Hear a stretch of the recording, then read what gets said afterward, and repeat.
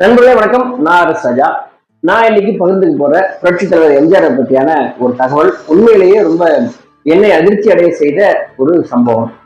பொதுவா எம்ஜிஆர் ஒருவேளை சாப்பாட்டுக்கே கஷ்டப்பட்ட அந்த ஏழ்மையான இடத்துல இருந்தா அரசியலுடைய உச்சம், நடிப்போட உச்சம் இப்படி தொட்டவர்.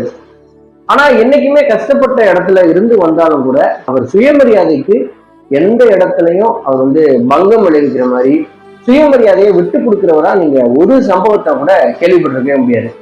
அவ்வளவு தன்மானம் மிக்க ஒரு தலைவர். அதனாலதான் அவர் இருந்த இடத்துல இருந்து ஒரு ஒரு கட்சியையே உருவாக்கி வெளியில வந்தார். அந்த மாதிரி ரொம்ப பேரும் புகழும் இருந்த அந்த எம்ஜிஆர் ஒருத்தருடைய காலில், அதுவும் பொது இடத்துல விழுந்தார் அப்படிங்கிற இந்த சம்பவம் உண்மையிலேயே எனக்கு அதிர்ச்சியான சம்பவமா இருந்தது. ஆனா இந்த சம்பவத்துக்கு பின்னாடி அவ்வளவு பெரிய ஆழமான ஒரு விஷயம் இருந்தது அப்படிங்கிறதையும் நான் புரிந்து கொள்ள முடிந்தது.